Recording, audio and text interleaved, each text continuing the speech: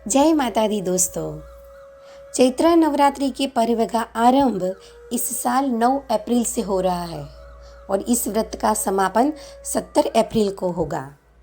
ऐसे में आइए जानते हैं कि क्यों मनाया जाता है चैत्र नवरात्रि का पर्व, क्या है इस व्रत का इतिहास और क्या है इसका महत्व। चैत्र नवरात्रि में माँ दुर्गा की पूजा की जाती है। हर साल में 2 नवरात्रि का त्यौहार मनाया जाता है।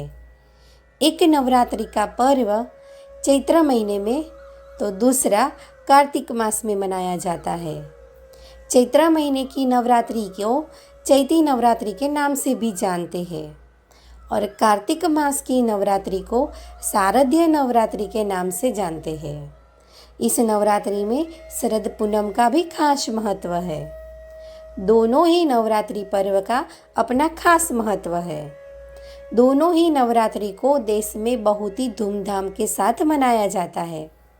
नवरात्रि के दौरान माँ 9 दिनों के लिए धरती लोक पर आती है और अपने भक्तों की प्रार्थना सुनती है। चैत्र नवरात्रि का आरंभ हर साल चैत्र महीने की शुक्ल पक्ष की प्रतिपदा तिथि से होती है। आइए हम जानते हैं कि क्यों मनाया जाता है चैत्र नवरात्रि का पर्व। चैत्र नवरात्रि मनाने के पीछे एक पौराणिक कहानी है। माँ दुर्गा ने महिषासुर नाम के राक्षस का वध किया था। ऐसा माना जाता है कि महिषासुर नाम के राक्षस को भगवान ब्रह्मा ने अमरता का वरदान दिया था। इस आशीर्वाद के कारण वह पृथ्वी से लेकर स्वर्ग तक सभी को परेशान करने लगा। ऐसे में सभी देवी देवता उसके अत्याचारों से चिंतित होकर ब्रह्मा, विष्णु और महेश के पास पहुँचे। तब तीनों देवताओं ने आदि शक्ति का आह्वान किया। भगवान शिव, विष्णु और अन्य देवताओं के क्रोध के कारण उनके मुख से एक ज्योति प्रकट हुई और वह ज्योति एक स्त्री में बदल गई। इस तरह माँ आदि शक्ति प्रकट हुई।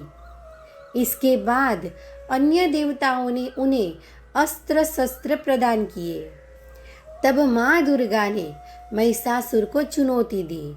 9 दिनों तक युद्ध चलने के बाद 10वें दिन माँ ने महिषासुर का वध कर दिया और इसलिए ऐसा माना जाता है कि इन 9 दिनों के दौरान देवी माँ ने 9 रूप धारण किए और राक्षसों का वध किया। इसी कारण से इस 9 दिन तक नवरात्रि के रूप में मनाया जाता है। शास्त्रों में चैत्र नवरात्रि का विशेष महत्व है। ऐसा माना जाता है कि 9 दिनों तक चलने वाले नवरात्रि के दौरान व्यक्ति मानसिक और शारीरिक रूप से मजबूत होता है। मनुष्य की आध्यात्मिक शक्ति बढ़ती जाती है। इस प्रकार लोग इच्छा, क्रोध, अहंकार, ईर्ष्या, लोभ आदि से मुक्त हो जाते हैं। उनका मन और शरीर शुद्ध हो जाता है और उनकी बुद्धि स्वाभाविक रूप से काम करने लगती है। शास्त्रों के अनुसार ऐसा माना जाता है कि महिषासुर को मारने के लिए देवताओं ने माँ दुर्गा के 9 रूपों को उचित हथियार दिए थे। तभी माँ दुर्गा महिषासुर का वध करने में सक्षम हुई। चैत्र मास की प्रतिपदा तिथि से 9वीं तिथि तक माँ दुर्गा ने 9 रूप धारण किए। इसी कारण से चैत्र नवरात्रि के दौरान हर दिन देवी दुर्गा के 9 रूपों की पूजा की जाती है।